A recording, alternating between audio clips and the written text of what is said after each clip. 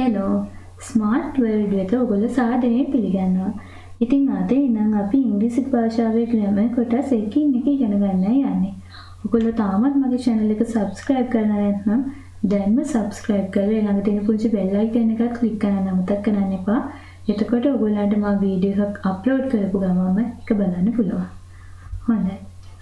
අද අපි tenses ගැන පළවෙනි පාඩමෙන් කතා කරන්න යද්දී මට හිතුණා ඔයගොල්ලන්ට persons ගැන පුංචි introduction එකක් කරත් හොඳයි කියලා. මොකද මේ tenses ගැන ඉගෙන ගද්දී මේ persons අපිට ගොඩක් වැදගත් වෙන නිසා.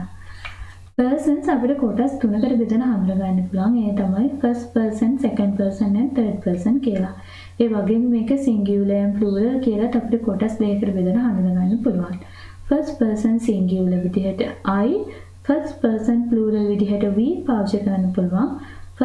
second person singular and plural විදිහට අපිට you පාවිච්චි කරන්න පුළුවන්. third person singular විදිහට he, she, it, a teacher කාගේ හරි name එකක් පාවිච්චි කරන්න පුළුවන්. the dog වගේ පද පාවිච්චි කරන්න පුළුවන්. ඒ වගේම third person plural විදිහට අපිට they, teachers, the dogs වගේ පද පාවිච්චි කරන්න පුළුවන්. හොඳයි. දැන් අපි කතා කරමු simple present tense ගැන. Simple present tense used to talk about things in general, to talk about habitual action. එදිනෙදා ජීවිතයේදී සාමාන්‍යයෙන් අපි සිදු කරන දේවල්, ඒ වගේම පුරුද්දක් හැටියට සිදු කරන ක්‍රියා ප්‍රකාශ කරන්න අපිට මේ tense එක පාවිච්චි කරන්න පුළුවන්. ඉතින් මම හිතනවා ඉංග්‍රීසි භාෂාවේ ගොඩක් වැදගත් tense එකක් තමයි මේ tense එක. මොකද අපි සාමාන්‍යයෙන් කෙනෙක් එක්ක ඉංග්‍රීසි වලින් කතා කරන්නේ එදිනෙදා ජීවිතයේදී අපිට සිදු වෙච්ච දේවල්, සිදු වෙන දේවල්, සිදු කරන දේවල් නිසා අපිට මේ tense එක ගොඩක් පාවිච්චි කරන්න පුළුවන්. හොඳයි අපි බලමු. මේ tense එකේදී අපිට I කියන subject එක plural එකක් විදිහට තමයි පාවිච්චි කරන්න වෙන්නේ මේ tense එකට විතරක්. අපි බලමු මේ වාක්‍ය කොහොමද හැදලා තියෙන්නේ කියලා. I, we, you, they කියන plural subject එක verb එක අපිට සාමාන්‍ය විදිහටම තියන්න පුළුවන්. අපි බලමු I eat, we bath, you walk, they talk වගේ. නමුත් he, she, it කියන subject එක අපිට verb එක singular කරන්න verb එක අගට අපිට s අකුරක් එහෙම නැත්නම් es අකුර එකතු කරන්න වෙනවා. මේක plural කිරීමක් නෙමෙයි, singular කරන්න තමයි අපි මේ විදිහට s අකුරක් හරි es අකුරක් හරි එකතු කරන්නේ. අපි බලමු මේ වාක්‍යය. He eats, she washes, it cooks. අපි යමු ඉස්සරහට. ඔයගොල්ලෝ මතකව තියාගන්න ඕන දෙයක් තමයි මේ tense එකේදී am is පාවිච්චි කරන්න බෑ. මේකේ තියෙන නීතියේදී හැම දෙයක් සඳහන් වෙලා නැහැ. ඒක ඒ වුණාට ගොඩක් අය පාවිච්චි කරනවා. ඒක වැරදි. එහෙම පාවිච්චි කරන්න එපා. මම මගේ tenses introduction එකේදීත් ඔයගොල්ලන්ට කියලා තියෙනවා. am is are simple present tense එකේදී අපිට පාවිච්චි කරන්න බෑ කියලා. The following adverbs can be used with the simple present tense. adverbs අපිට මේ adverbs ටික මීට වඩා ගොඩක් adverbs තියෙනවා. නමුත් මේ adverbs ඔයගොල්ලන්ට පුළුවන් මේ වාක්‍ය රටාවට simple present tense එකට පාවිච්චි කරන්න ගොඩක් ලස්සන කරගන්න පුළුවන්. අපිට මේ වචනත් පාවිච්චි කළොත් මේ වාක්‍ය රටාවේ වාක්‍ය ගොඩක් හැඩ කරගන්න පුළුවන්. අපි බලමු මේ මොනවද කියලා.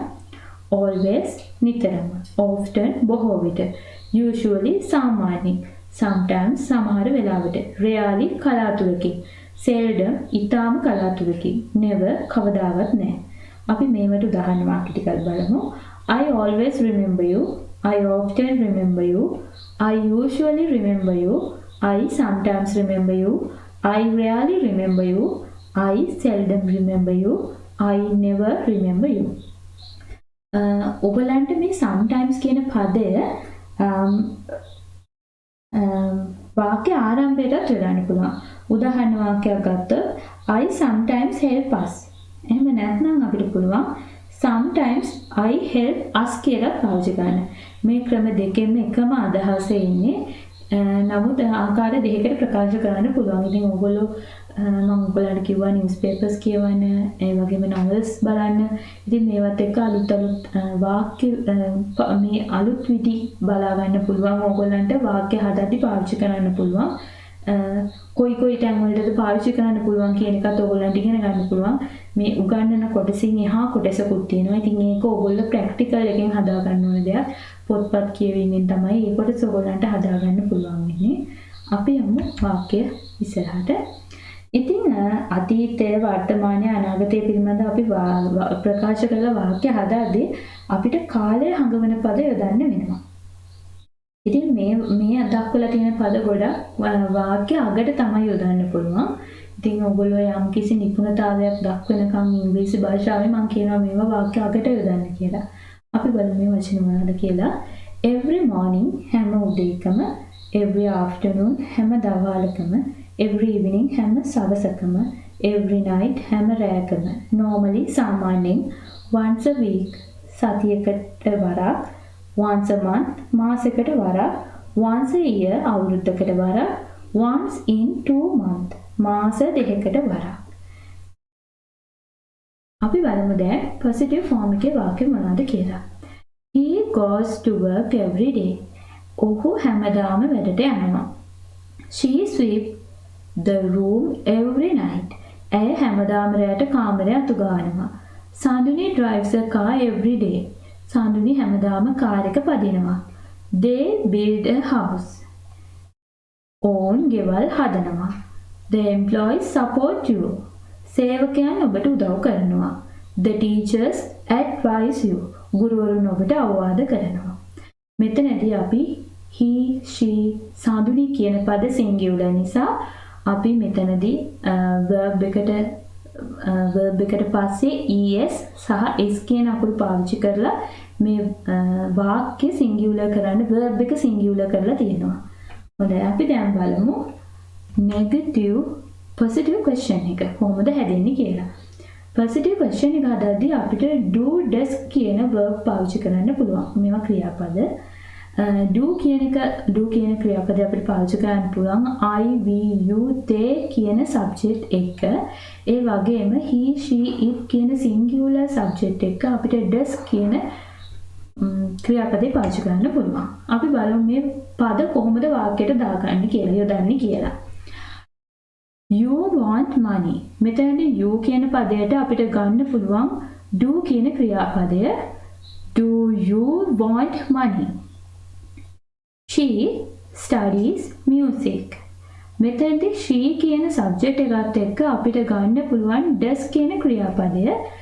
Does she study music? ඔයගොල්ලන්ට පේනවා ඇති මෙතන studies කියන එක study වෙලා තියෙනවා question එක හැදෙද්දී. එහෙම වෙලා තියෙන්නේ මේ does පදය නිසා. does පදයක් ක්‍රියාපදයක් නිසා does she වෙනකොට මේක singular වාක්‍යයක් කියන එක සහ මෙතන මේ වාක්‍ය ඒක වචනයි කියන එක මෙතනදී පෙන්නලා දීලා තියෙනවා. එතකොට ආයි ක්‍රියාපදයට අපි s එකක්වත් es එකක්වත් එකතු කරන්න අවශ්‍ය නැහැ. ක්‍රියාපදය අපිට සාමාන්‍ය විදිහට තියන්න පුළුවන්.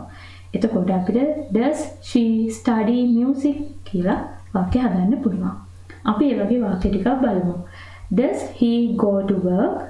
Does she sweep the room? Does Sanduni drive a car? Do they build a house? Do you play cricket? Do we watch television? මෙතෙන්දී ඔයගොල්ලන්ට පේනවා මම does කියන පදේ පාවිච්චි කරලා තියෙන singular subject එක. ඒ වගේම ඒ වාක්‍යවල verb එක මම සාමාන්‍ය විදිහට තියලා තියෙනවා. ඔයගොල්ලන්ට පේනවා ඇති. දැන් අපි යමු ඉස්සරහට. negative form එක වෙද්දී අපිට මෙතන do පදයට තව අලුතින් පදයක් එකතු වෙනවා not කියන පදය. නැතහත් අපි මෙතනදී ප්‍රකාශ කරන්නේ ඒක නිසා. You help us.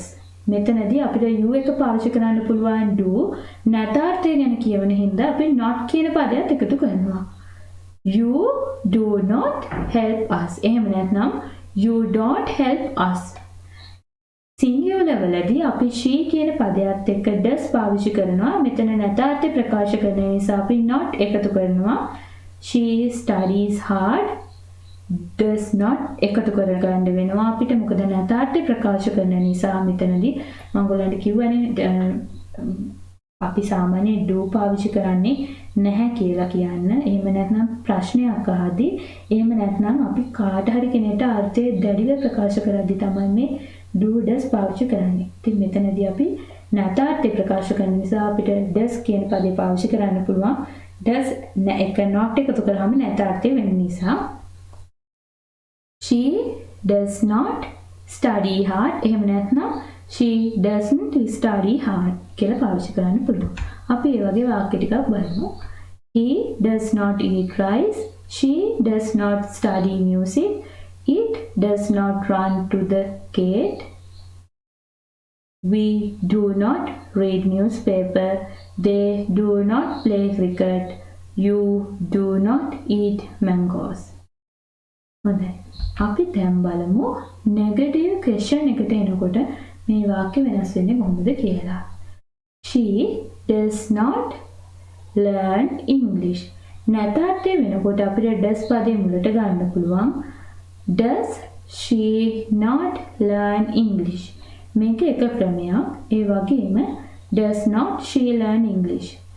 මේක තව ක්‍රමයක්. මේ ක්‍රම දෙකටම මේ වාක්‍ය කිව්වම මේ වාක්‍යයේ අදහස එකමයි. නමුත් ඔයගලන්ට කිවීමේ පහසුව අනුව එක ක්‍රමයක් තෝරගෙන කියන්න පුළුවන්. Does she not learn English? Does not she learn English? You do not help us. Do you not help us? Do not you help us? දැන් මෙතනදී ඔයගලන්ට ක්‍රම දෙකකින් එක ක්‍රමයක් පාවිච්චි කරන්න පුළුවන්. ඔයගලන්ට ලේසි ක්‍රමයට එහෙම පාවිච්චි කරලා අපිට නෙගටිව් ක්වෙස්චන් හදන්න පුළුවන්. Does not he go to work? Does not she sweep the room? Does not Sanduni drive a car? Do not you play cricket? Do not they eat rice? Do not we watch television? ඉතින් මම හිතනවා මේ කොටස ඔයගොල්ලන්ට හොඳට පැහැදිලි වෙන්නේ නැති කියලා. මොකක් හරි ඔයගොල්ලන්ට මේ කොටසේ අමාරු දෙයක් තිබ්බා නම් පහළ තියෙන කමෙන්ට් සෙක්ෂන් එකට දාන්න. මම අනිවාර්යෙන්ම රිප්ලයි එකක් දානවා. ඔයගොල්ලන්ට යම් කොටසක් තේරුනේ නැත්නම් ඒකත් කියන්න. මම ඒකට වෙන වීඩියෝ එකක් හරි කරන්නම්. ඉතින් අද මගේ මේ පාඩම බැලුවට මේ වීඩියෝ එක බැලුවට ඔයගොල්ලන්ට බොහොම ස්තුතියි. ඉතින් මේ වීඩියෝ එක වටිනවා කියලා හිතනවා නම් අනිත් අයත් එක්ක ෂෙයා කරගන්න අමතක කරගන්න එපා.